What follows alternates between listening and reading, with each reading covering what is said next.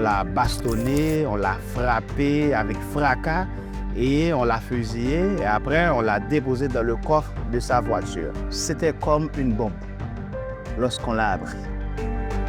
Le journaliste haïtien Némi Joseph a été assassiné en 2019 dans sa ville natale de Mirebalais. Depuis, 10 autres journalistes ont été assassinés dans ce pays ravagé par l'instabilité. Face à une corruption généralisée, l'État s'est effondré, les gangs ont pris le contrôle de la capitale, la population vit sous la menace. Je suis allée sur place en mars dernier, dans la région du Plateau central, pour reprendre le travail de ce journaliste réduit au silence. Il enquêtait notamment sur l'implication de figures politiques dans la contrebande à la frontière avec la République dominicaine.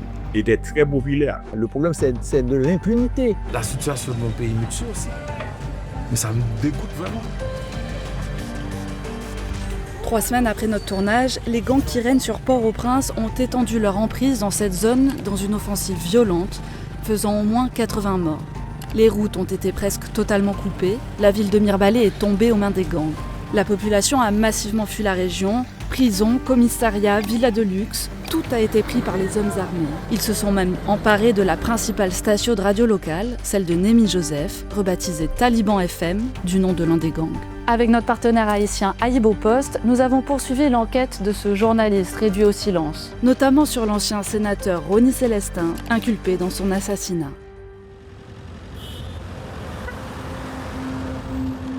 On a dessiné son image dans le lieu même du crime, ici à cette place qu'on appelle Bayas. Il était un vrai archétype, un vrai modèle pour nous autres journalistes. On a dit que c'était purement politique et on croit que jusqu'à présent, c'est un crime d'État. On a dit de lui qu'il parle trop et on devait l'éteindre. Némi Joseph animait des émissions politiques à l'antenne de la radio Panic FM. Il pointait du doigt des pratiques de corruption, de contrebande qui ont mis le pays à terre et contribué à l'essor des groupes armés. Il dénonce toujours le pouvoir en place, la mauvaise gouvernance, la corruption, tout ça, et surtout les contrebandiers. Les contrebandes, ce sont des produits interdits qui traversent la frontière dominicaine 2 ou 3 fois.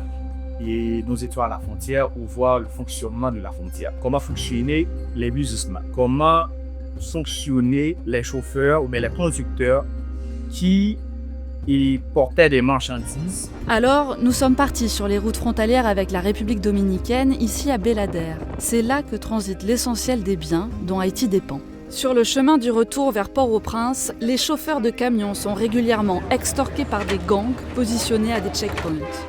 Dans ce camion, je vais charger 50 tonnes de fer à peu près. C'est toujours la même chose.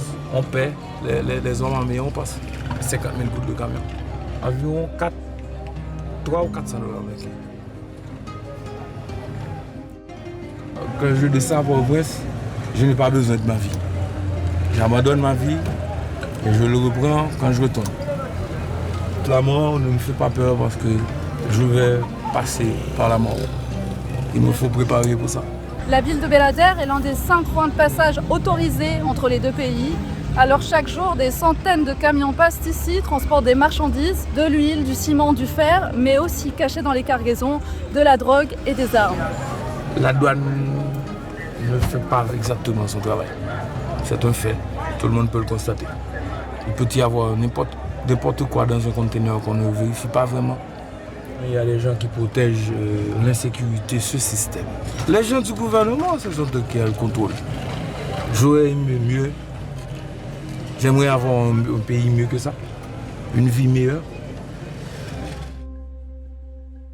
Parmi les hommes politiques influents dans la contrebande de cette zone et sur lesquels enquêtait Némi Joseph, figure l'ancien sénateur Rony Célestin. Selon les experts de l'ONU, il s'appuierait sur un réseau de douaniers corrompus grâce auquel il aurait bâti sa fortune, parfois même en transportant des armes et des munitions à destination du gang des 400 Maozo.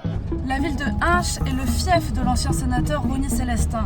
Il vit ici à quelques mètres, derrière ses grands murs et barrières en bois. L'ancien sénateur est sanctionné par les États-Unis et le Canada pour ses liens présumés avec le trafic de drogue et les gangs armés. Pourtant, à Hinche, il reste une personnalité très influente. Il a aussi plusieurs entreprises ou encore une boîte de nuit.